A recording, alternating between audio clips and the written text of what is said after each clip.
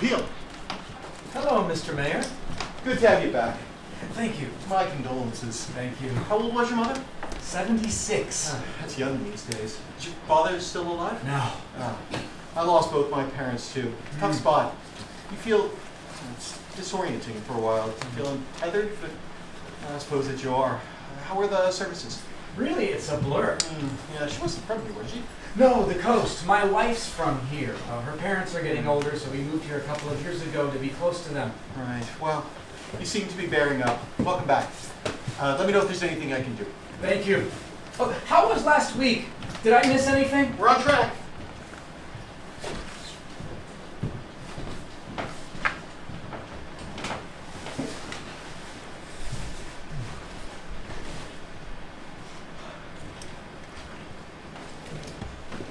I'm Peel.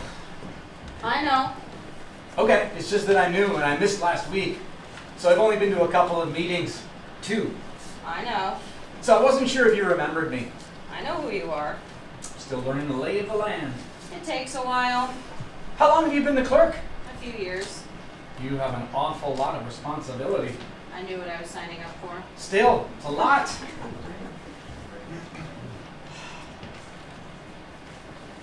Man, it's really coming down out there. Do you like it? Being the clerk? It's needed. I understand that. I didn't understand that until I had my first child. I never considered public service until then, but after my girl was born, I thought, well, I can sit around complaining about everything, or I can pitch in and make Big Cherry a better place to live. Try. She's lovely. Justine, 18 months. Do you have children? A daughter. Nice. Great. How old? 5. Almost 5. Great. What's your name? Evie. Nice. Do you have a picture? I don't think so. I've met your husband, I think. He owns a steakhouse. That's right. I met him at the Kiwanis pancake supper. Mm. I joined the Kiwanis. So you're a joiner. I guess I am. You know, moving to a new town and having a baby, it's just opened up a lot of things. And my wife's at home with Justine, so I feel an obligation to be more social. So I joined the Kiwanis, and we started playing bridge, my wife and I ran for this seat. And you got elected. Yeah, I still can't believe that. My mom actually warned me not to do it. Why is that? She thought I'd be too eager to please. She said, the first time you have to vote no on someone else's idea, you're going to have a panic attack. Do you have panic attacks? No, she was exaggerating. She was funny. Sorry about your mother. Thank you.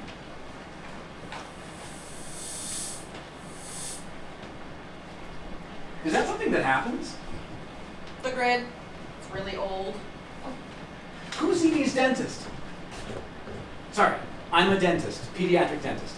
We see Dr. Crane. Sure, very good. Oh, hey, I wasn't trying, I wasn't soliciting. I know. Just professional curiosity. It's fine.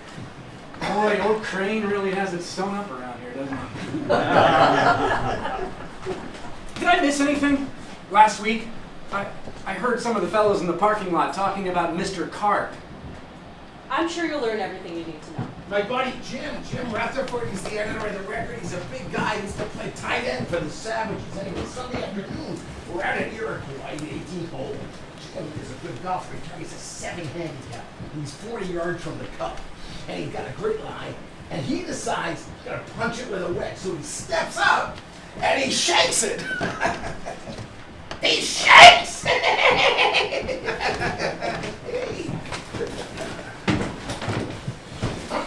Yep. Hello, Mr. Blake. Surprised to see you here. Why's that? Thought you'd take some time. I had 10 days, that's enough. 10 days wouldn't even begin to satisfy me. What I wouldn't give to pack it all up and head to the coast forever. That's the life. Stone drunk in the direct rays of the sun. Best way to pass through this world instead of living inside this wet sock of a town. Nobody's stopping you, Mr. Blake.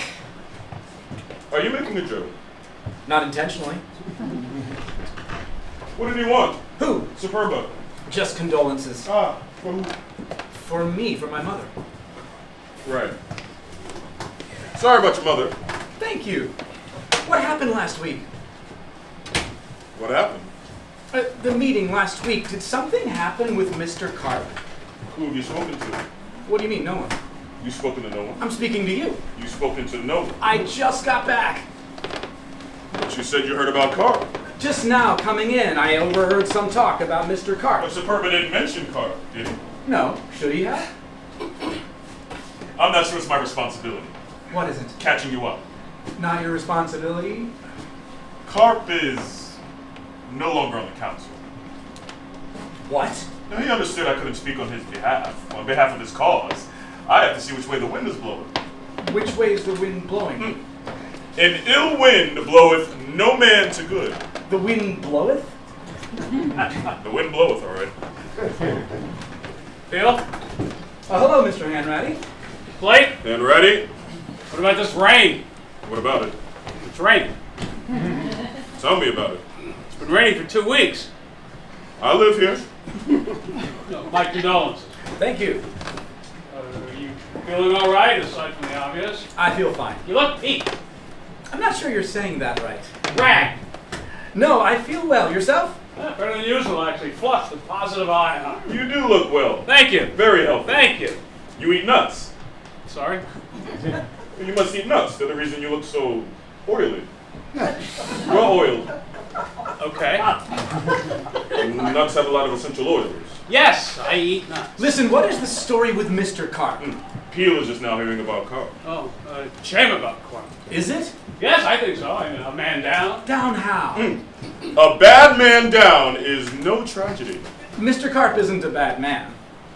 I didn't say he was. And I didn't say it was a tragedy. I said it was a shame. I'd like to know what happened exactly. Hey, listen, Peel, the accessible fountain is on the docket tonight. I told you I'd support that? Yes, but is it half-hearted support? Is your attitude casual? I'd like to know I can count on you. I know it's not your bill, but it is a cause you can believe in. Yes, I believe in it. I believe in inclusion. Inclusion. Right. You know, I think it's important to reach out to everyone. Everyone. I mean the unrepresented. Nobody's representing them.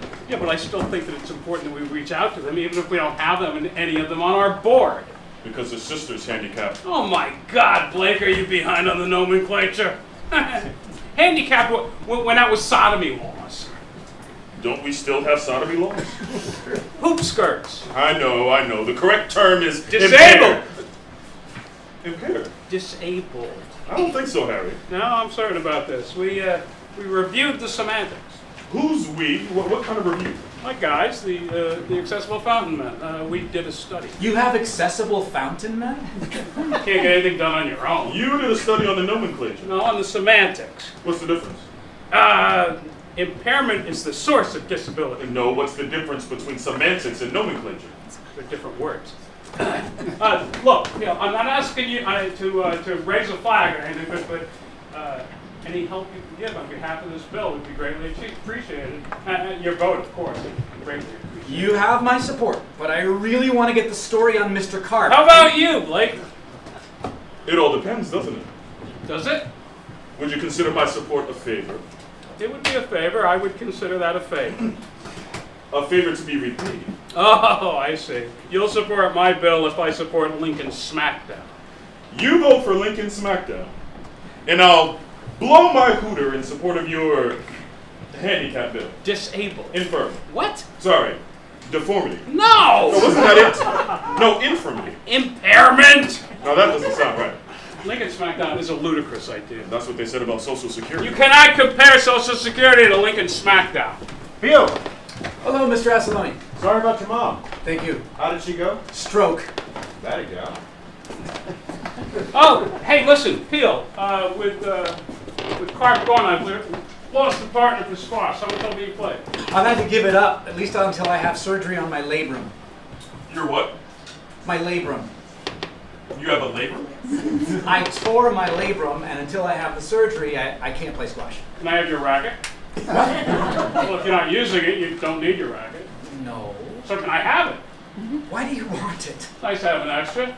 and in case I play with someone else who doesn't have a ride. Yes, but once I've recovered from my surgery, Well, of course. When are you having the surgery? I haven't decided. Maybe this winter? Well, you could die by then. Then they just chuck out your racket with all the other stuff. This way's better. Bring it in next week. Peel! Mr. Breeding. Yeah, good to see you again. Sorry about your mom. Thank you. Were the two of you close? Very. That is tough then. I hated my mother. Still do. And she's lost her mind. Take. No, thank you. Looks like I missed an important meeting last week. What is important? 100 years from now, will any of this matter? Well, if you look at it like that, why show up at all? Exactly. Good to have you back. We need more of your kind here. Blake, What? what in the world happened with Mr. Carp? Piece of advice. Stay agile. In politics, entrenchment is synonymous with folly. Who said that?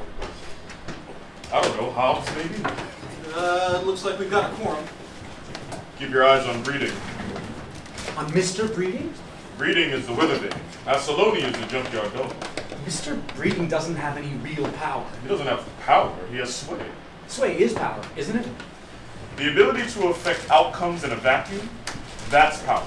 But the ability to affect others, that's sway. Blake, I never actually know what you're talking about. If you bring up Carp and Asaloni pounces on you, you know they're lying in wait. Who is? The whole faction. The majority, all of them. Wait a minute, aren't you one of them? Aren't we all in this together? One thing you might have noticed about me is that I'm extremely flexible. It won't help to get up on your soapbox. I don't have a soapbox. Righteous indignation is a cheap perfume. Anybody can gin that up. This is real politics. I don't think you're saying that right. Whatever happens here today will have an impact for a long time to come. You think? No, I don't know. It could. You've been drinking. What's your point? Good evening and welcome to this rainy night in Big Cherry.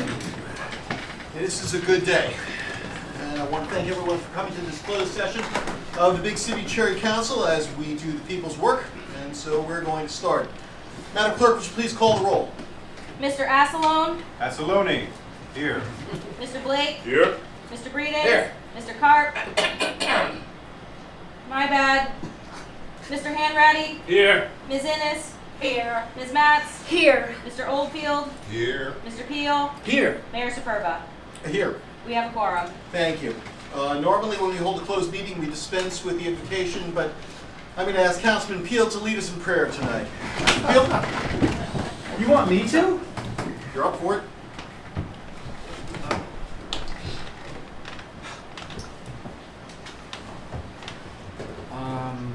Lord, we're very thankful for all of our blessings.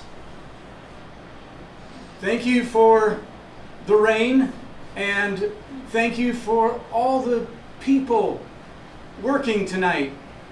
Our firemen and police officers, all of our first responders, and those who work for the city, and everyone who helps us to live here in Big Cherry, to live and to work with one another.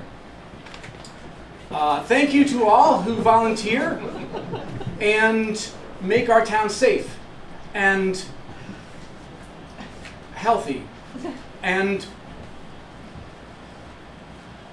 this rain, we've had a lot of rain, and sometimes we think maybe that's too much.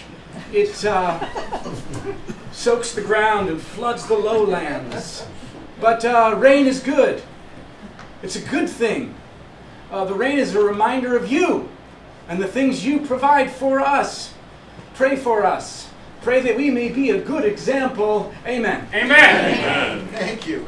Yes, the rain. Thanks also to our football team, the Savages. Those kids are strong and talented, and they sure give us a lot to cheer about. I know we always look forward to Friday nights around here. We're just so grateful to have that in our lives.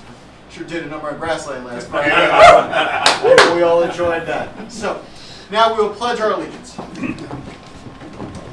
I pledge allegiance to the flag of the United States of America and to the republic for which it stands, one nation, under God, indivisible, with liberty and justice for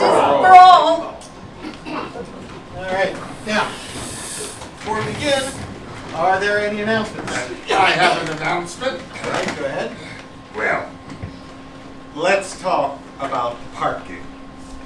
Is that an announcement? I'm announcing that I'd like to talk about parking. George, that's not an announcement. I believe it is. Announcing what you'd like to talk about is no more of an announcement than announcing that you're going to the bathroom. Well, that's embarrassing. I didn't think when I came in here tonight you would have to hear the word bathroom. Well, that may not be the last time that you hear that word. Well, let me go on the record as saying I hope it is. Are there any other announcements? I would like to announce that there is an unclaimed empty parking space available to this council. What do you say? Do you want the parking space? No, I'm not saying that, even though I definitely want the parking space. My announcement concerns a simple fact that a parking space that has been reserved for many, many years has now become available. And I don't recall that we've ever had a method in place for selecting the new parker. I still don't consider that even remotely in the realm of an announcement, George. It certainly doesn't square with the nature of every other announcement that we've read aloud in my 16 years on the board. 16 years, Mayor Superba? 16, is that right? Something like that. Because I have been on this board now for 39 years, and let me tell you... Come on, George. Now, you wait a second. I get to finish this, whatever this is. What is this? It's what I set out to make. It's an announcement that a parking place, heretofore occupied, has now come free. And I think we have an obligation to determine the process for selecting the new occupier of the parking space. Place. And why are you telling us how many years you've served on the board? That's not germane. Well, I was responding to Mayor Superba's claim that he had never before heard an announcement like mine in his 16 years on the board. And I was making the point that I've served somewhat longer than that. But vis-a-vis the parking space allocation, it's also germane that no one on this board has served longer than I. Indeed, no one really comes close, except for Miss Innes. And does anyone on this board find it strange that no one on this board parked further away than me?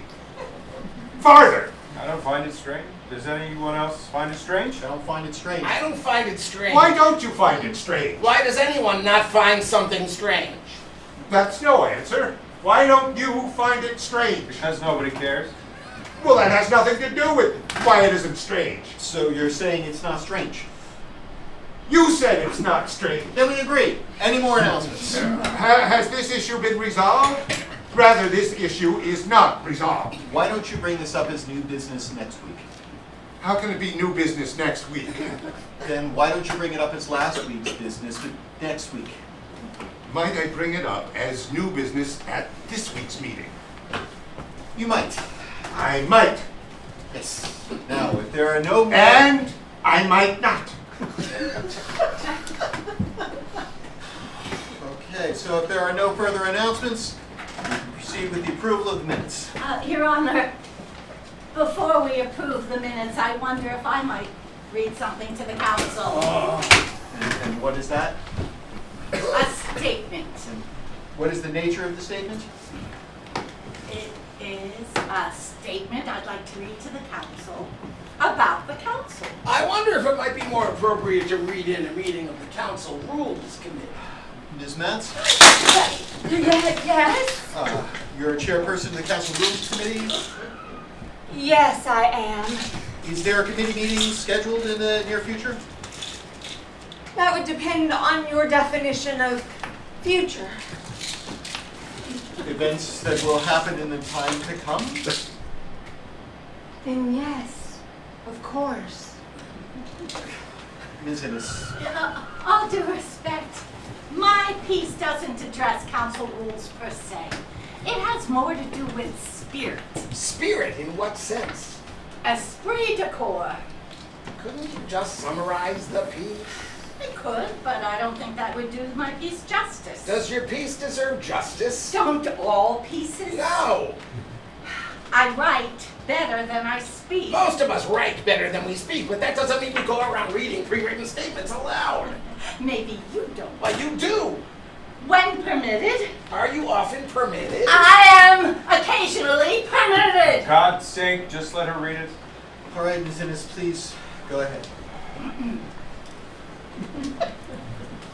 To my fellow council members and citizens of Big Cherry, it's been my great pleasure to serve on this council for 33 and a half years, 35 if you count my leave of absence. I have watched this board grow from a quaint and orderly group of 6 committed, unfailingly polite, and perhaps even timid villagers into the rowdy and robust democracy we now enjoy. Sure, over the years we've had our dust-ups and differences, tete-a-tetes of policy, clashes of personality, to say nothing of a certain rape and subsequent abortion. But that's all water under the bridge. Though the former mayor served no jail time, he lived out his days in sober disgrace. A big cherry pariah. All in all, though, we, as a governing body, have had a successful tenure, measured as only these things can be, by the health, safety, and prosperity of our constituency. But now we find ourselves faced with a crisis of confidence. That is perhaps the greatest challenge ever to the morale of our collective. The events of last week's meeting loom large for each one of us, I am sure. And I know that as individuals, each one of us holds a slightly different perspective on Mr. Carp and his fate. And each of us is certainly entitled to that perspective. Miss Innes, do you think that... I was led to believe that I could speak my piece without interruption. I'm not sure who let you believe that. It was implicit in your instruction to proceed. Be that as it may, I would appreciate it if you eliminated any references to last week's meeting and simply told us what you care to discuss. Yes, let's cut to the chase. My piece contains no chase. Perhaps your piece could use a chase. May I continue? Yes. Sorry to interrupt. Okay. Intense feelings, loyalty ruled by fiat, long gray wet winter, pepper jelly. Here we go. On my first day as a council member, freshly scrubbed and wide-eyed with innocence, I was told we were given one responsibility that outstripped all others. No matter that the man who told me that would later force himself on me in a drunken psychotic rage. That, regardless of how badly we might bungle the distribution and management of services and funds, no matter how much we might waste our community's time and money and goods and services, regardless of how crooked and slimy and subhuman we might be as individuals. And above all else, the prime responsibility of this civic organ is the loving care and firm management of the Big Cherry Heritage Festival. Here, here. There is no event, no document, no motto or creed, indeed, no person more important to the preservation of our civic mission than this festival. It is the pride of our city, our state, our people. In short, it is who we are. I suggest that we take a moment to reflect on the meaning of November 29, 1872. I suggest for all of us, from the most weathered veteran, that's you, George. Yes. From the most weathered veteran to the most jejune amateur, that's you, Mr. Peel. I'm not sure you're saying that Jejune right. amateur. That we take a moment of silence and honor the fallen and the sacrifices they made so that we may live as we now do, in safety and comfort, surrounded by family and friends, with health insurance and ripe fruit, and a hopeful tear in our eye. Thank you, Ms. Moment of Ennis. silence. Right.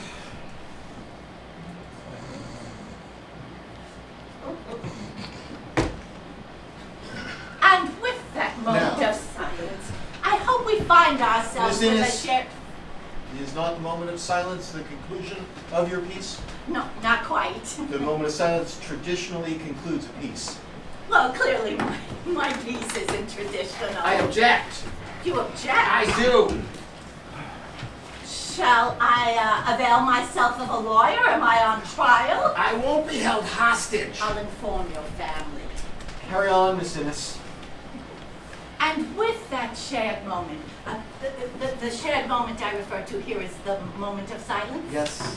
And with that shared moment, I hope we find ourselves with a shared feeling, a shared conviction that what we have done is right, that we do what we do for the greater good, that we as a group have faced a test in which we might have put the interests of one man above the common weal, but instead we rose to the moment. Ms. Innes. Yes? Your piece is now finished. Oh, Mr. Mayor, I was just at the point where I summarize Ms. this Innes? appear. Your piece is now finished. Thank you. So, we are ready to begin the meeting with the approval of the minutes. At this time, are there any corrections, deletions, or additions to the minutes as they were presented? If not, I'll ask for a motion to approve the minutes. So moved. Second. I have a motion by Councilman Breeding and a second by Councilman Assaloni to approve the minutes as they were presented. Is there any discussion? Not? We're ready to vote. Yes, I'm sorry. I see the minutes from the October 18th meeting, but are there no minutes for the October 25th meeting? The motion concerns the meeting you have, the minutes that you have in your folder. I understand. Boilerplate. Right, I just thought we got the minutes from the last meeting at the next meeting. Meaning I would have thought the minutes for the October 18th meeting would have been distributed at the October 25th meeting, and that the minutes for the October 25th meeting would be distributed tonight. No, I understand the question, Mr. Peel. It would appear that the minutes for the meeting in question have not yet been prepared for distribution. And so we'll have to wait until the next meeting to review those minutes. I understand. So, if no further discussion, we might vote. Madam Clerk? Mr. Assalone, Assaloni. Yes. I'm sorry, just one moment before we continue the vote. We're voting. But before we continue, I'm curious, the minutes missing in this way, is that uncommon? Meetings are not missing, Mr. Peel. They're just delayed. Right. And is that uncommon? I couldn't speak to how common that is. Can anyone? Mr. Oldfield? What? What are you asking me for? You've been on the council the longest. I thought maybe you could answer how common it is for the minutes to be delayed. I don't make it a habit to sit around conjecturing what is common or uncommon. I'm sure you don't.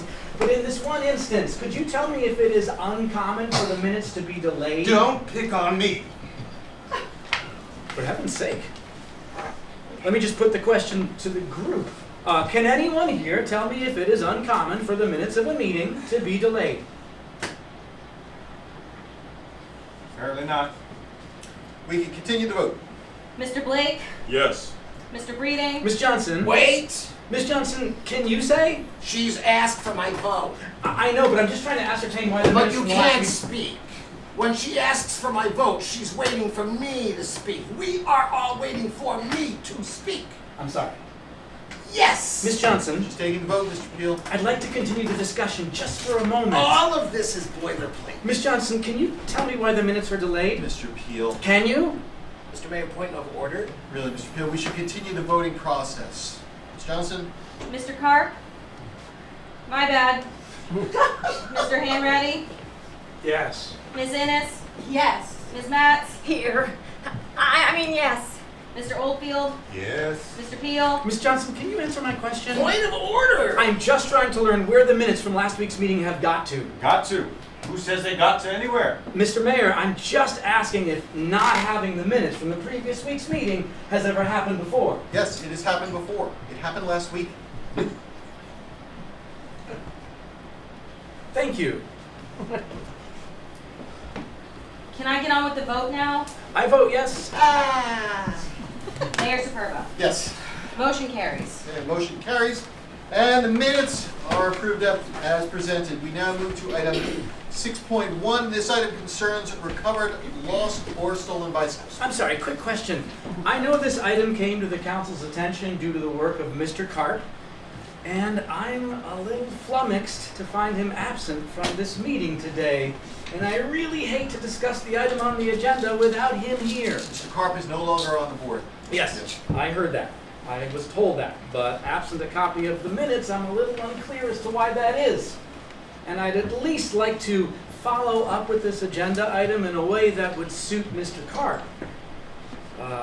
He came to learn that the Sheriff's Department was recovering more than 100 lost or stolen bicycles each year on the streets of Big Cherry and the greater metropolitan Big Cherry area, and that Sheriff Assaloni, Councilman Assaloni's brother, was holding them in police storage and then disposing of them. So Mr. Karp activated a search for charitable organizations to which Sheriff Assaloni could donate these bikes. Troubled Teens Youth Shelter and the Lutheran Church and a couple of others. Maybe some of you know this, but again, I missed the last meeting and I don't have a copy of the minutes.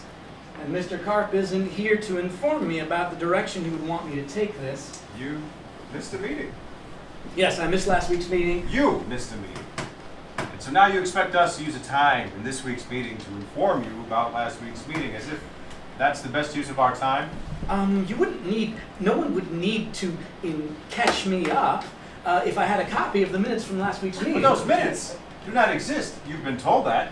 And now you're holding up the meeting to get someone to recite to you what happened at last week's meeting that you missed. You keep saying that, Mr. Assaloni. I know I missed the meeting. I was at my mother's deathbed and subsequent funeral. And while I'm sure everyone here feels great sympathy for your loss, it's not our fault that your mother is dead.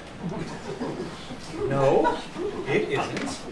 Mr. Field, if it helps, this item has been resolved in a way that I believe Mr. Karp would have found more than satisfactory. More than satisfactory. Sheriff Assaloni has agreed to donate the bikes to the nonprofit that shows the greatest need, a portion to the youth shelter, a portion to the Lutheran Church, and so on. Right, Mr. Assaloni? Oh, sure. Gratis. Great. Right off. Well, that's great to hear. So there's no need for further discussion on item 6.1, is there? Ms. Matz? Yes. No. There is no need for further discussion. Right, Betty. God, no. In light of Mr. Karp's absence, you might recall that I asked you to write up the resolution so that we could vote on it. Yes. My recollection is that you asked me to write up the resolution so that we could vote on it. That is my recollection. Mine too. But the truth is, I haven't done that. All right. And I don't know why. Remind me, what resolution is this? The resolution that stipulates that Sheriff Assaloni will donate the bicycles to the nonprofit that shows the greatest need. Yes, of course, I understand. Okay, so you'll do it? Yes. What? Write up the resolution Yes. for next week.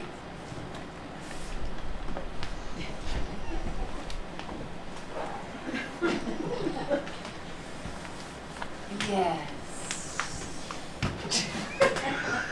All right, well, we can move on to item 7.1, the fountain in Mack Creek Park. Mr. Hanready, you have the floor. Yes, I would like to discuss the fountain. Here we go. Here we go. So, just so you understand, I've had some visual aids drawn up.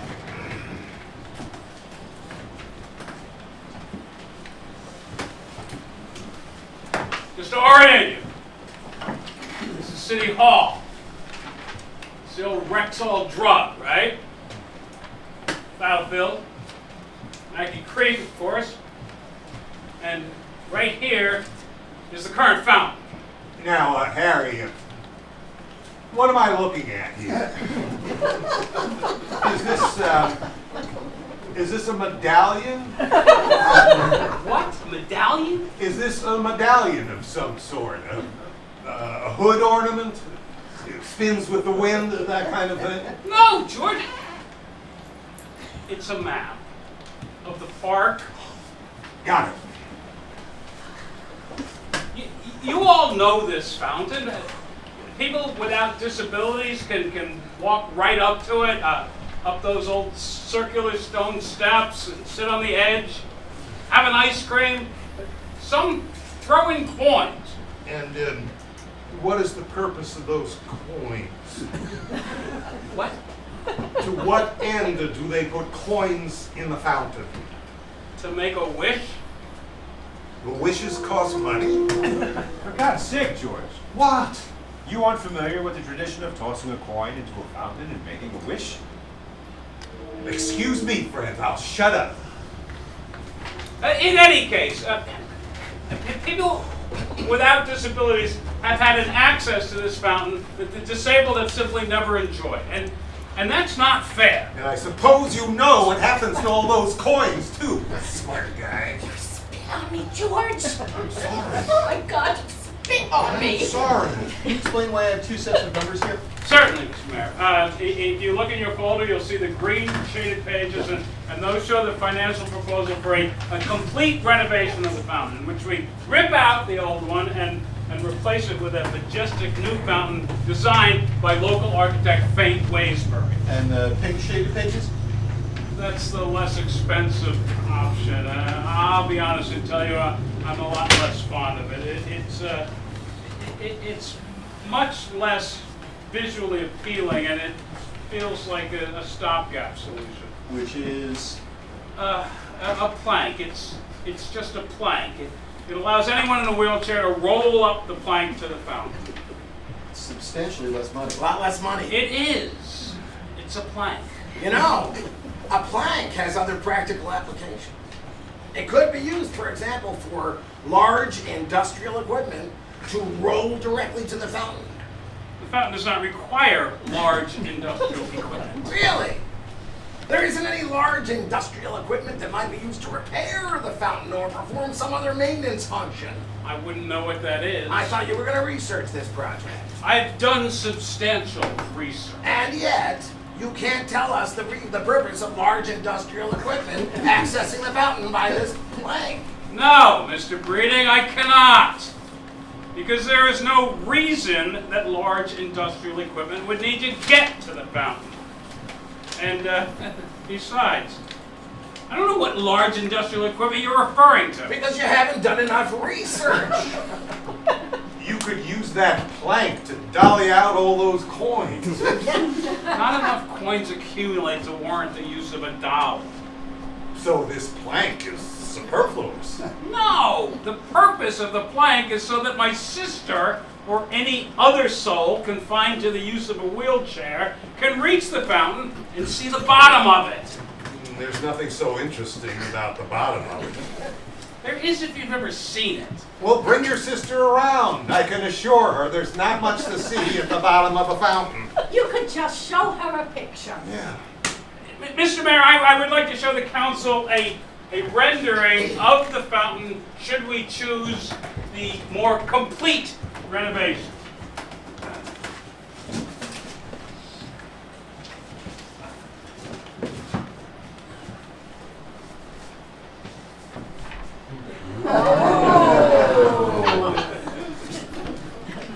As you see, the grounds, the battlefield. Just to orient you, the old Rexall drug would be over here. Now, this fountain would be positioned in the center of our mall. And I believe would help, through architecture and landscaping, tell a narrative about, ow! Sorry, Jesus, I just got bit by an ant. The fountain should help through architecture and landscaping tell a narrative about our community and the people who created it. Providing a magnificent view of the battlefield, this new fountain would become the emotional centerpiece of our park and our community. And don't even have to mention that beyond that, it would be completely accessible by everyone. And that should be evident from this rendering. This new bronze statue provides a dramatic explanation point to the story of Big Cherry. Exclamation point. What? You said explanation point. I don't think so. Yes, you did. Okay, thanks. Now, friends, I fully expect you're going to want to throw me on the floor and kick me in the face. But I assure you, I have no idea what is happening. Does any of this actually exist? No. Very good. Who's the architect? Fate Waysbury, she's local. What else has she done? She did a fountain very similar to this one, although on a smaller scale, for the junior college in Grassland. Nice. You know that fountain? No. Who did the drawing? Faint. What? Faint! What is he saying? Not sure. Fate Waysbury, the architect. Is she a very tall woman? No. I mean, really tall, like 7 feet? No. I must have her confused with someone else. This giant. Does anyone have any questions or comments about the proposal? Mr. Hanratty, I'm sure we all feel and understand your situation with your sister, but how do I put this? Isn't that just the way it is? Aren't there things that the disabled aren't able to do that able-bodied people are able to do? Like walk. I am disabled, therefore I am not able to walk up to the fountain. That's very insensitive, Mr. Breeder. Well, there's no need for name calling. I would argue that the entire point of my enterprise would be to forge a community that is not only inclusive, but compassionate. Right. But looking at the financials here, your compassion is going to cost the taxpayers a pretty penny, and I don't know that normal people should have to suffer an onerous tax burden just so your sister can wheel into a fountain. Normal people. Oh, yeah, with the language police, here we go. You know what I mean. I think I do. I just mean people who don't have anything wrong with them. Does anyone else care to comment on the proposal?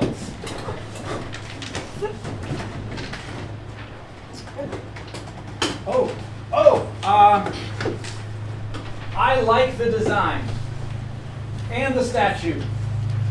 And this picture is really pretty.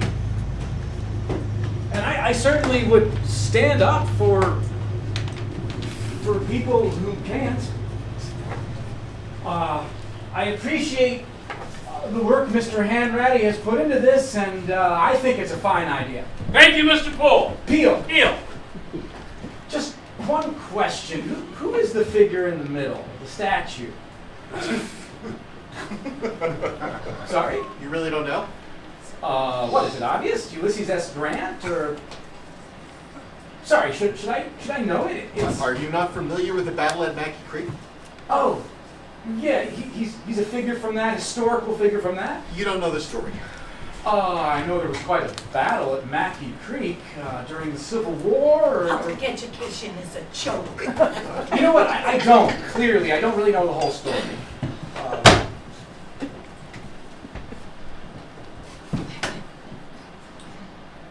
November 29th, 1872.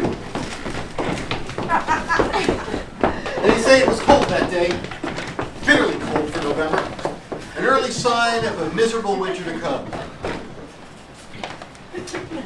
A bold troop of 8 horse soldiers led by Sergeant Otto Pym had split from their division on a reconnaissance mission. And on this night, they were billeted in the home of Mr. J. Farmer, coincidentally a farmer.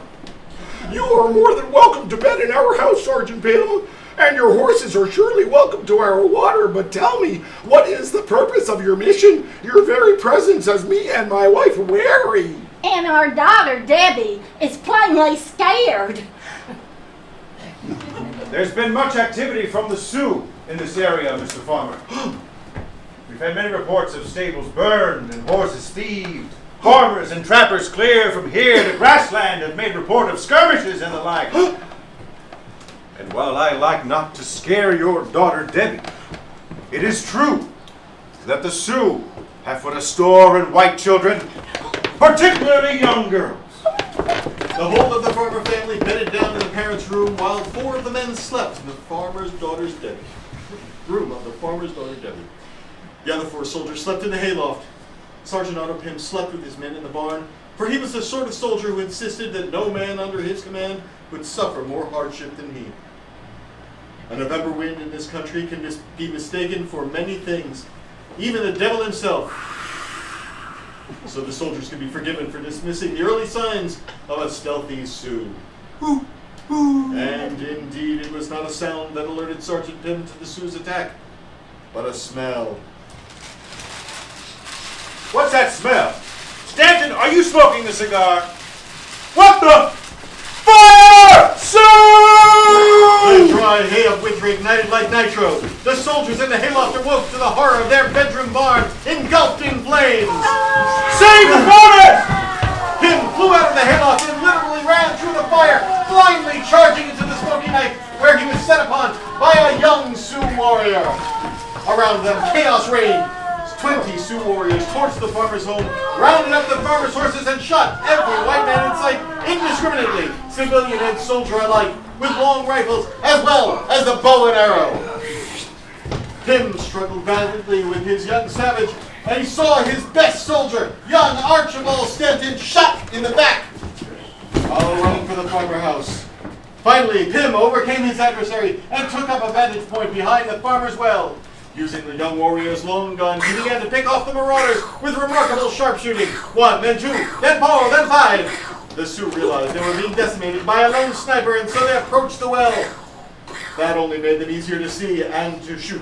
Now Pym had picked off 10, now 12. The savages had their fill and they had their horses, and they called out for a retreat. The remaining Sioux gathered themselves and thundered off into the night. And Sergeant Pym was able to approach the half-burned farmer house. Mr. Farmer! They're gone! They've done in your barn and stolen your horses, but your crop survived. I've lost many of my men. Is your family hurt? Debbie, they've stolen our daughter. They've stolen our beautiful daughter, and now we'll never see her again. They will rape her and raise her as one of their own. It is a fight worse than any death. But Mrs. Farmer's sentence was not complete before Sergeant Pym was on horseback and riding after the Sioux. The farmers began to put their shattered lives back together. They covered the dead soldiers and dressed the wounded. They saved what they could from the smoldering embers of their barn and house. And in the first light of a frigid dawn, they had nearly collapsed from exhaustion when they heard the clop-clop of horses' hoofs. I swear, Mother, I may be asleep and dreaming, or I may be dead, but tell me, please tell me, do you see it too? Sergeant Otto Pym rode out onto that homestead. He got down from his horse and walked to Mr. and Mrs. Farmer with little Debbie Farmer in his outstretched arms.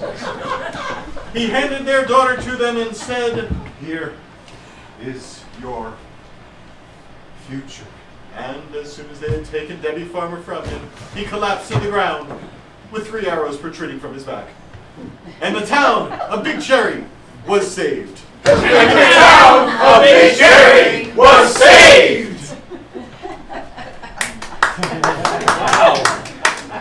Wow, that's quite a story. Wow. And the town of Big Cherry was saved. Yeah, wow, that's...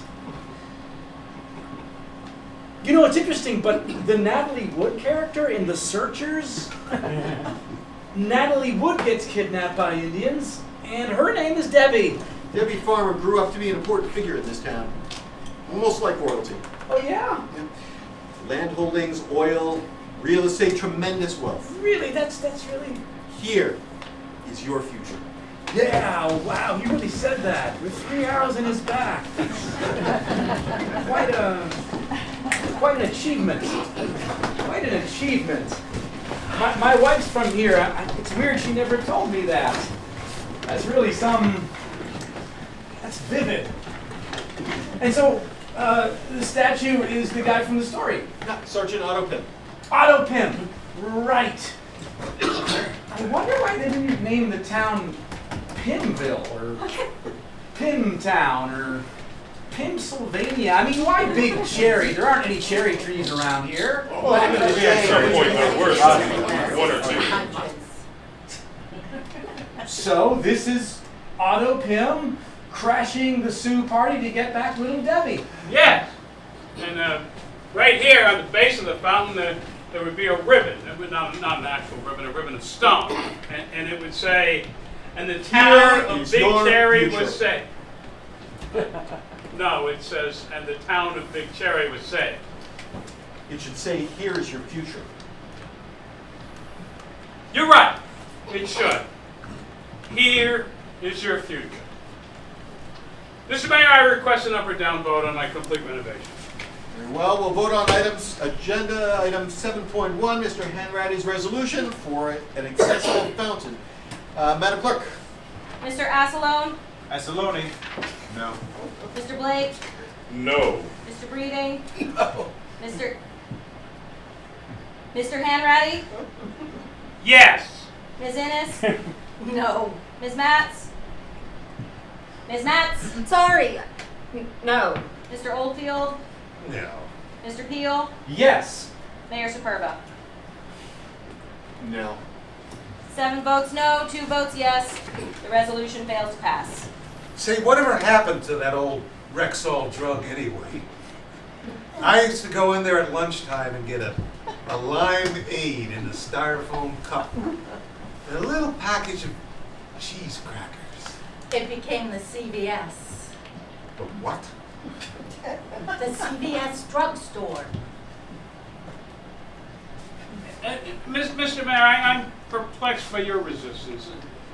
I thought with the statue of Pym, especially given last week's meeting. The statue is simply spectacular. It's a great statue. You should come back when it's just a statue, because this accessibility fountain is a bit of a stretch. A stretch. Only the entire point of the project. I got cheese crackers. They sell cheese crackers at the CVS. Mr. Mayor, I'd like to offer some assistance to my esteemed colleague. And in fact, it is the next item on our agenda, so if I may. Yes, item 7.2, Lincoln Smackdown. You have the floor, Mr. Blake. I mentioned last week at the meeting for the Big Cherry Heritage Festival Planning Committee this notion I had of an income-generating enterprise. Originally, I thought we would use it only temporarily for the festival, just a makeshift tent, much in the tradition of an attraction you might find at the state fair. Like a freak show. Yes, I suppose. Oh, I used to love the freaks. I remember this one man they advertised as the missing link. In reality, he was just a sad little man with misshapen feet, dressed in a loincloth, sitting in a cardboard box. I never laughed so hard. I don't remember that. But it sounds funny. Careful. The PC police are out in force. Ooh, say no M-O-R-E. I know how to spell more. I now think that Lincoln Smackdown may become a permanent fixture of the park. Essentially, Lincoln Smackdown gives anyone the opportunity to fight Honest Abe in a steel cage. We take a trained mixed martial arts fighter and dress him up as Abraham Lincoln. Shenandoah, black suit, stovepipe hat. I love Abraham Lincoln and violence. You should get that giant lady to play Abraham Lincoln. She will scare the shit out of you. Mr. Mayor, I'm a little confused as to why we're hearing a proposal for Lincoln Smackdown when we just heard it last week. Are we supposed to vote on Lincoln Smackdown at every meeting? I'm trying to help you, Harry. I think that if we add just $1 to every Lincoln SmackDown ticket. That could be a way to pay for your fountain. First of all, Blake, I appreciate your help. But I have to be honest and tell you that I can't see Lincoln SmackDown generating the revenue to pay for itself, let alone to pay for the accessible fountain. And secondly, I find Lincoln SmackDown a deeply offensive idea. And so does anyone else who is a person of conscience. Beyond being dumb and offensive, its point of reference is obscure. Did Lincoln ever visit Big Cherry? Did he ever discuss it? Do we know if he was even aware of it? If there's one lesson the Civil War has taught us, is that Lincoln was aware of all of America. That doesn't mean he had anything to do with our town. He was the father of our country. George Washington was the father of our country, Nimrod. Oh, so now Lincoln wasn't the father of our country. He was the great emancipator. You're going to tell me about the great emancipator. The great emancipator did not practice mixed martial arts. Emancipate this turkey. Whoa, okay. All right.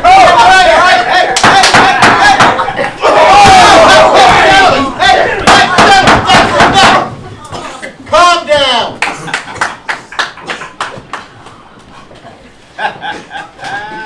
Mr. Mayor, my point remains. Why are we required to go over this territory again? We covered Lincoln SmackDown last week. We did not. We discussed it at the planning committee. And we threw it out. When we throw something out of the planning committee, that doesn't mean that you simply bring it up to the board.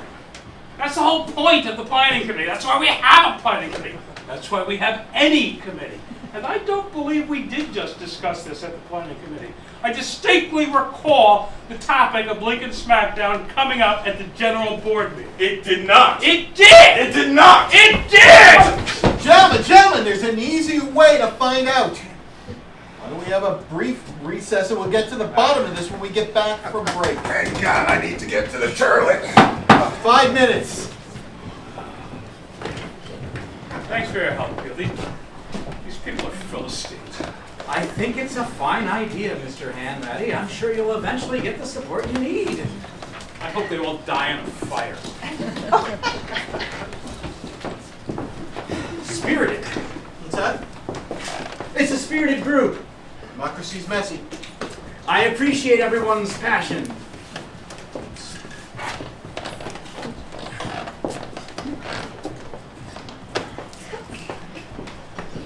Hi, Mr. Carter. It's me, Peel. Mr. Peel. Dr. Peel. It's Brian Peel from the City Council. Will you do me a favor and give me a ring back and let me know, give me some indication what in the world happened last week? Everyone here is being very vague about last week's meeting, and I'd just love to get it straight from the horse's mouth.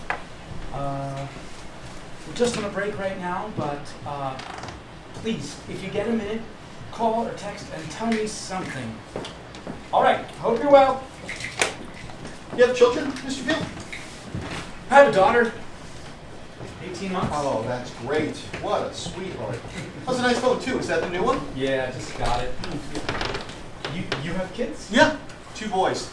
Teenagers. Oh. Couldn't be more different. Carter's the older one. Very serious, very bookish, always reading. Smart, methodical, but he has this great, weird sense of humor. He wants to be an animator. You believe that? I have no idea where that came from. An animator. And the youngest son, Jake, just the opposite. Wild and explosive, this mercurial temper. But a really fine athlete. I mean, a terrific natural athlete. Non-stop energy. And were they like that as babies? Did you see that difference in them even then? No, clearly. I mean, Carter, he would brood and sick all the time. Always drawing these elaborate mazes. And I don't remember him eating anything other than peanut butter until he was 10. Jake came out of the womb fast, never slowed down, breaking everything in sight, always in trouble. Yeah, it's fascinating. I mean, they're both really fine young men, but their relationship to the world and to others couldn't be any more different.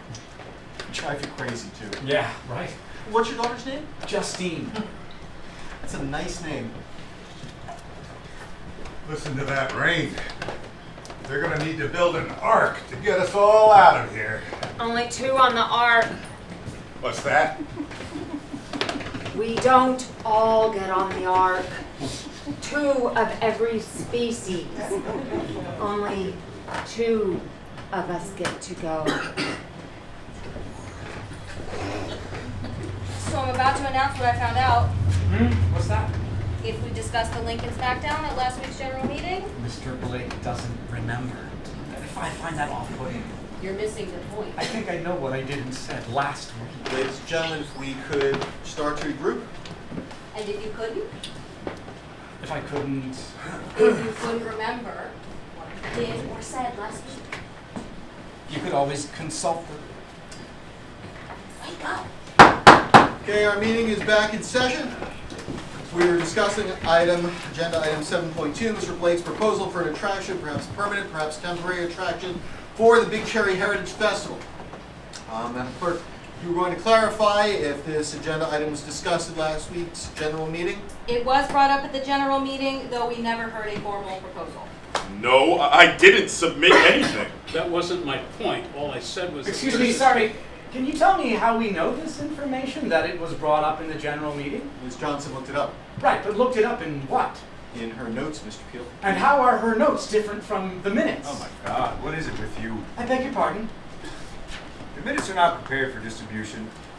Why is that so difficult to grasp? Miss Johnson, can you tell me if you merely have notes or you have prepared minutes? She doesn't have to answer that. Why wouldn't she answer it? Because we've already been told they're not prepared for distribution. And I'd like to learn the impediment to their distribution. There is no impediment. That's like saying on Tuesday that Wednesday is the impediment to Thursday.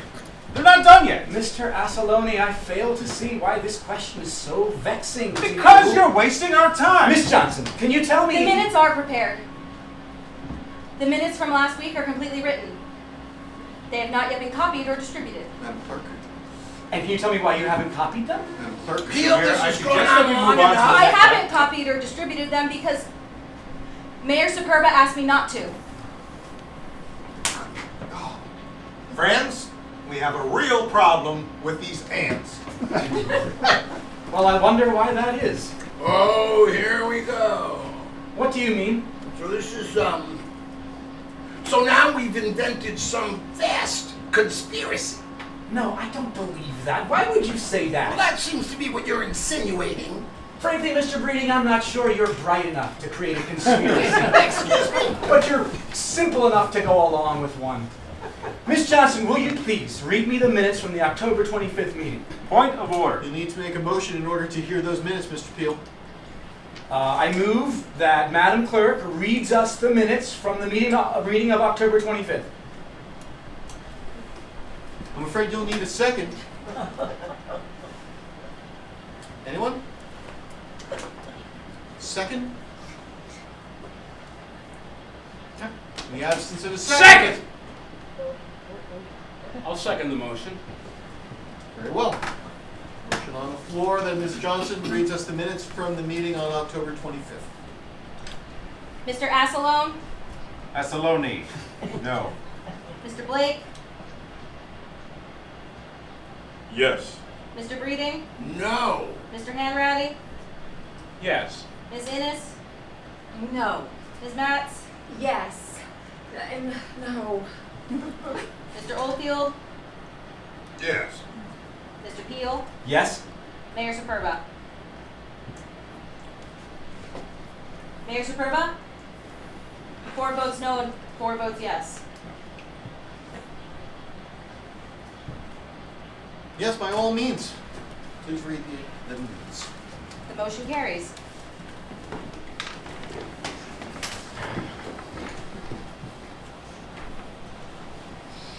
Big Cherry City Council meeting, Tuesday, October 25th, minutes. Attendance: V. Assalone, R. Blake, M. Breeding, J. Karp, H. Hanratty, G. Innes, B. Matz, G. Oldfield, Mayor Superba. Staff: D. Johnson, Clerk. Not in attendance: B. Peel. Guests: none. Closed session.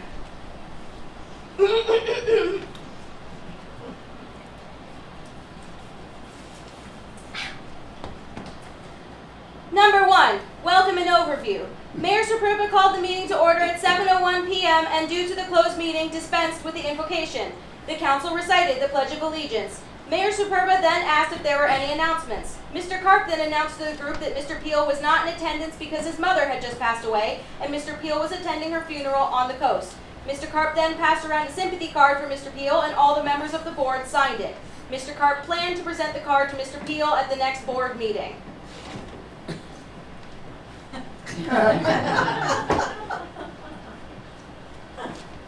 Number 2. The minutes of the meeting of October 18th were submitted and approved. Open parenthesis, APP-X 972, comma, COBC Co. period, meeting min period, comma, 1025, close parenthesis. Number 3. Mayor Superba began the meeting with an acknowledgement of the success of the Big Cherry Savages, undefeated so far this year. 2 of the team's players, Kyle Murray and Danny Coldiron, had been named co-recipients of the Defensive Player of the Month in the 4A division. The council discussed creating a proclamation for the Savages and designating a specific date as Big Cherry Savages Day, but decided to wait and see how they fared in the playoffs. This decision has been postponed as an agenda item until January of the new year. Number 4. Mayor Superba then, by proclamation, declared November as Eye Injury Prevention Month in Big Cherry. The proclamation was intended to be presented to Dr. Mahendra Puri, but he was unable to attend the meeting. The city delivered this proclamation to his offices at the Big Cherry Eye Institute, open parenthesis, APP-X 973, comma, Eye Inj period, pre-period, mo period, comma, 1025, close parenthesis. Number 5. The council then turned to the subject of the upcoming Big Cherry Heritage Festival. There was a lot of discussion about the importance of this year's festival, in particular for 2 reasons. First, November 29th will be the sesquicentennial of the battle at Mackey Creek. And second, attendance has been steadily dropping at the festival for 12 consecutive years, and the festival now consistently operates at a deficit. In the interest of generating greater income for the festival, Mr. Blake proposed an attraction called Lincoln Smackdown. And some discussion about the attraction followed, and Mr. Blake agreed to develop the idea further before reintroducing it to the group. Mr. Karp continued discussion of the festival, raising the issue of lost and stolen bicycles held in the City of Big Cherry warehouse. After some investigation, Mr. Karp had discovered that Sheriff Assalone was selling these items on eBay and using the proceeds to rent a privately owned fire engine from his brother, Councilman Assalone, which is used for entertainment purposes at the Big Cherry Heritage Festival. Mr. Breeding pointed out that the fire engine has become one of the trademarks of the festival, and its image has been used in the festival's publicity materials for a number of years. Mr. Karp countered that the sheriff was handing city funds over to his brother, that the rent for the fire engine was astronomical, and the bicycles would serve a greater good in the community if they were given to low-income children rather than to the festival.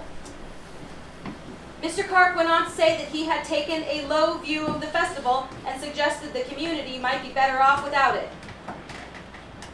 This view was rejected, and Mr. Karp's tenure with the council was completed. Open parenthesis, NB colon APP-X 974, comma, TR period Karp on BCHF, comma, 1025, close parenthesis.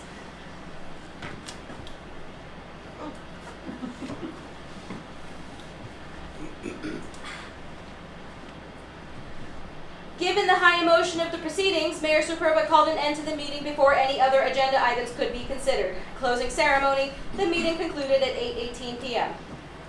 Minutes compiled, comma, DJ, comma, 1026. Hope that answers your question. Yeah, I don't know. Maybe she should read it again and I can live through it a 3rd time. May I see that, please? I don't appreciate the suggestion that we aren't doing our jobs well. This council's been around a long time, you know, and it was doing just fine even before you showed up. Mr. Assalone. I'm sure you're very eager to make your contribution, but trust me, Big Cherry runs like a top. It's all right. Mr. Peel is new to our council, and as such, he deserves every benefit of the doubt. Here, here. We're still on agenda item 7.2, Mr. Blake's proposal for an attraction called Lincoln Smackdown. Mr. Blake, further discussion. Mr. Mayor, I'd like to draw up 2 proposals. One for the temporary version of the attraction, to be used only during the Big Cherry Heritage Festival. The other to be a permanent attraction, housed in its own purpose-built steel cage, somewhere in the vicinity of... NB? Sorry? NB. NB? Yes, Mr. Peel? I see the notation NB at the conclusion of number 5, the paragraph concerning Mr. Karp's interaction with the council. View was rejected and Mr. Karp's tenure with the council was completed. NB APPX 974 TR Karp on BCHF 1025. It's a secretarial notation. Boilerplate. So now we're going to examine the footnotes. I know what NB means. Maybe you'd like to do an in-depth study of the page numbers. Nota bene. Maybe you're going to expose a conspiracy of the font. Nota bene. Anyone? Mr. Mayor, how much more this week? The world is coming down on top of me. Miss Johnson. Nota bene. Mr. Mayor. Note well. Note well. It's Latin. I know a little Latin because I am a dentist. And nota bene means note well. You write NB followed by a colon followed by APPX 974 TR Karp on BCHF. APPX is appendix. Yes. 974 is the number label of the appendix. Yes. And TR is transcript. Transcript. Transcript. Transcript. Transcript. Note well the transcript of Mr. Karp's discussion with the board. Why would there be a transcript? I'm good at my job. I'd like to hear the transcript of Karp on BCHF. You need to make a motion in order to... No, I don't. That transcript is noted as an appendix to these minutes. We've already voted to read these minutes, and now I want to hear that transcript. I'm on a lot of medication. Mr. Mayor, I'm not going to sit here and listen to this. You are going to sit there, Mr. Assoloni. You are going to sit there and nota bene. He's not paying you anything. I own this goddamn fight. They're providing the city with a service. The rate you charge is astronomical. That's my business. It's still a free market. Gentlemen, please, let's have a respectful discourse. Mr. Karp has the floor. Mr. Mayor, setting aside for the moment the brazen graft, which may be criminally actionable, those bikes would serve a greater good in our community if they were given to low-income children rather than to the festival. Mr. Mayor, may I? Yes, Miss Innes. I think everyone here knows how much I adore low-income children. But this seems to me a question of priorities. Is it possible that Mr. Karp simply does not hold our Heritage Festival in high esteem? It's a fair question, Mr. Karp. No, I do not hold our heritage. Hold your horses. Give me a seat. George, do you remember where you first heard the story of the battle at Maggie Creek? Church, I think, or school. I can't tell the difference. Miss Innes? Church, I imagine. Me too. When I was a boy growing up in Big Cherry, I used to hear that story in Sunday school. And you remember how we used to reenact the battle? Get in our little costumes and act out all the parts at the Heritage Festival. Here is your future. God help me, I got curious. I got it in my head to go looking for that story. I looked around online and I found a couple little things here and there, but I couldn't find anything specific about Otto Pym, so I wrote a couple of these. I wrote one to Deborah Farmer's great-grandkid, but I never heard back. I'm not surprised. They're all oil bigwigs now, no time for a little town like Big Cherry.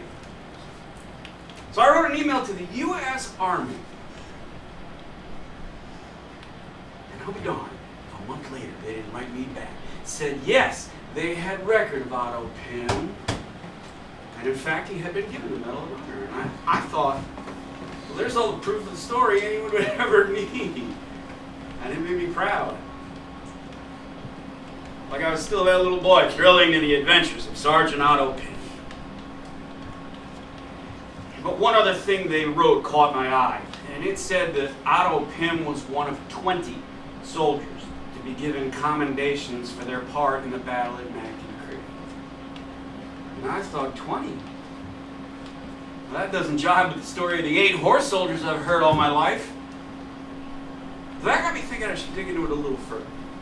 And I had a devil of a time finding anything else about it. And I tried looking in the old newspapers and old textbooks. I wrote historical societies, and Old West magazine, book authors, everyone I could think of.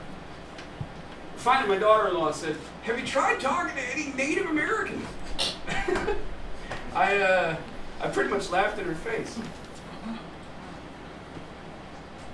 But then I got terrifically embarrassed. It was so obvious, and it truly had never occurred to me. Well, turns out the library at the junior college over in Grassland has an archive of local Native history. So I went over there and poked around for a few Sundays. And then one day, I came across this file, handwritten, mimeographed, bound up with rubber bands and shoved in the bottom of a filing cabinet, a bunch of oral histories. And, one in particular, with your indulgence. I'd like to read some of it to you. I hadn't planned on getting into all of this reading, I really didn't. But some things need doing. And here we are, so strap in.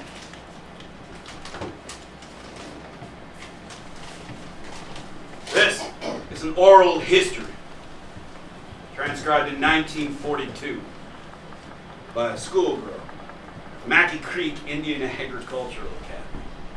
A boarding school now long gone. Used to be on the farm to market road out by the water treatment plant.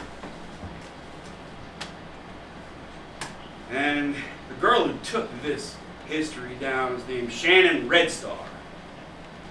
She is transcribing a story told to her by her grandmother, who was at the battle at Mackey Creek. And her name was McAwee.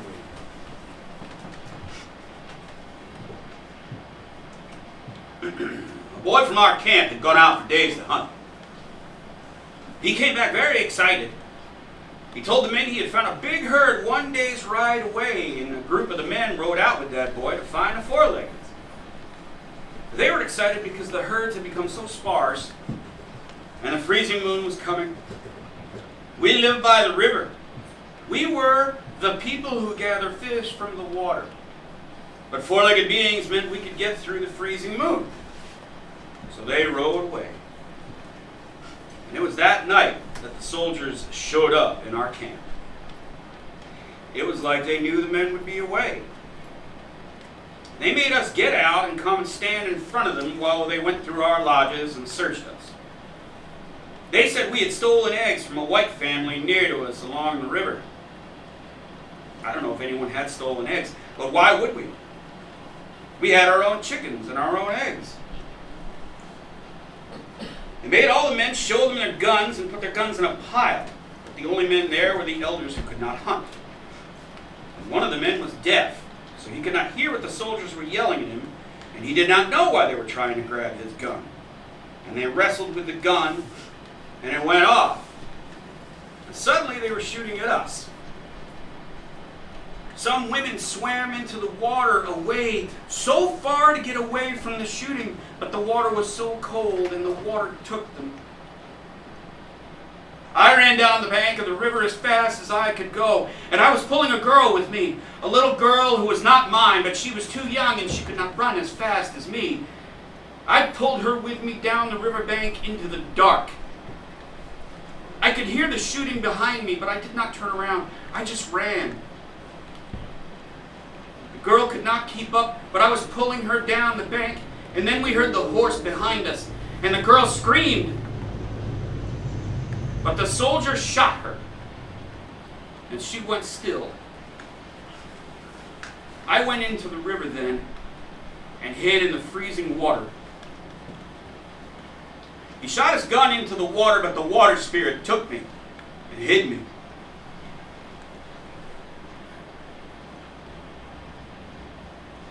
I saw him get off his horse and take his knife and take the ear from the girl who ran with me. And he put the ear on a string with other ears, and he wore that string around his neck.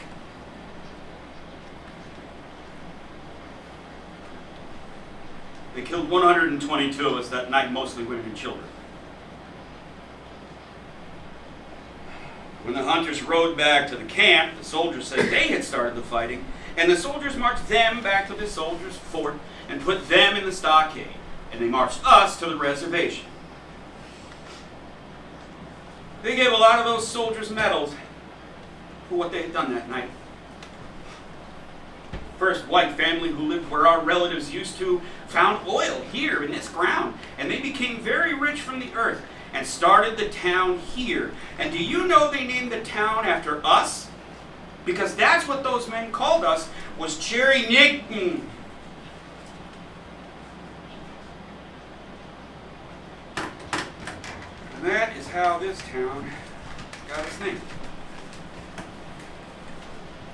Forgive me, Bob. Well, now you know why I no longer hold our Heritage Festival in Hightsteel. In fact, after I read this, I thought probably our best course of action would be to burn that goddamn Heritage Festival to the ground. But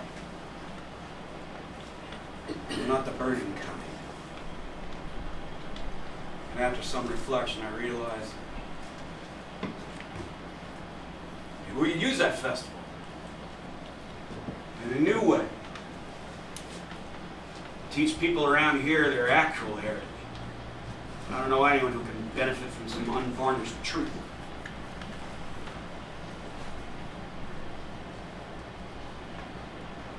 Folks, we have to tell this story. We have to reconcile this, make reparations wherever possible. Reparations? How about apologize?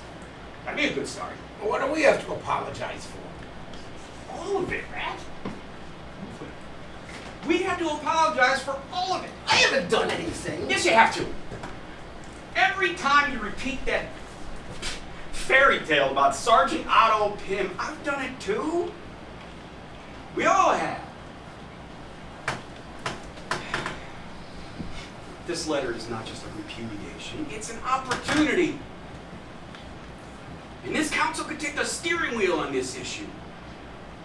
In one stroke, we could begin to manage our guilt and start to make room for everyone in this town.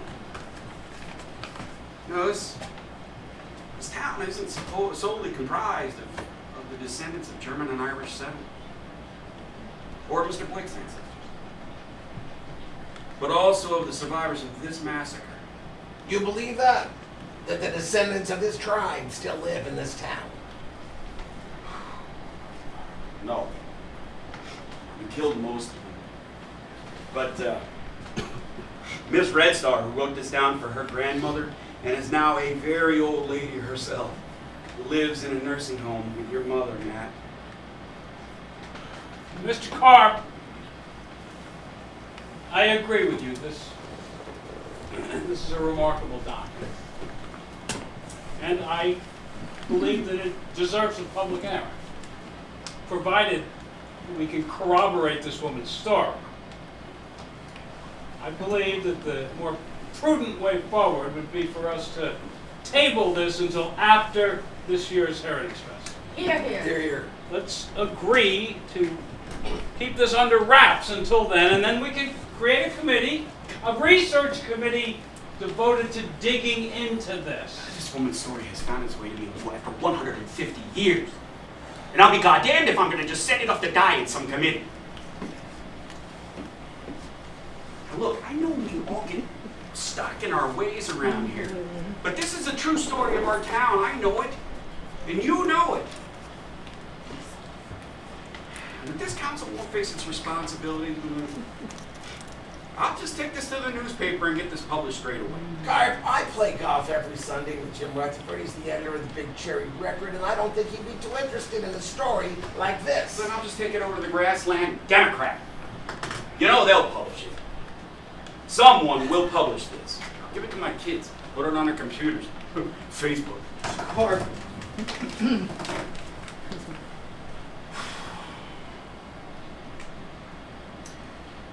The issue before this council concerns the funds derived from sales of recovered bicycles. We've traveled somewhat far afield. The issue before this council is a lot bigger than bicycles. The issue before this council is just what kind of a town do you want to live in?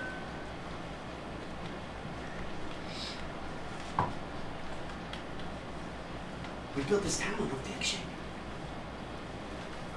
And we perpetrate that fiction every day. I didn't think when I came in here tonight I was going to get browbeat. You deserve a browbeating, George. There's an old lady who lives in our town whose ancestors were slaughtered so we could put up a Rexall drug. She woke up every day in a town named after a slur on her ethnicity. Why wouldn't we stand up for her? What is a town anyway? You think it's just an invisible fence around 25 square miles and then all the people inside are just random strangers scrabbling for advantage over one another? Or is the idea of a town somewhat bigger than that? Is the town the idea itself? Then in the place where we send our children to schools together, or where we break bread together, or where we die together. We owe each other some simple goddamn decency. How did you know about those bicycles in the city locker? What? That warehouse locker, where the bikes are stored, that's a secure facility. City property. What's it got to do with anything? You have access to that city locker? No. Legal access, I mean. No. Okay. What are you saying, Vince? I'm not saying anything. Well, it sounds like you're threatening me. It does. I didn't hear anything that even resembles a threat. I'm just curious. Because that is what we were talking about. The bikes in the city locker. Someone busted it over there. Is that right? Someone did. Do you think it was me? I don't think that. I don't think that, but my brother's on his way here. And he has some questions he wants to ask you.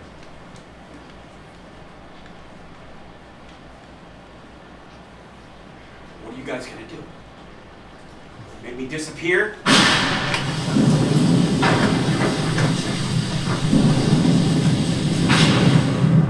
Okay, thank you, Ms. Johnson. Now back to the topic at hand. Lincoln Smackdown. Mr. Blake, I believe that you had the floor. What? You have the floor, Mr. Blake. This is your cause. Lincoln Smackdown.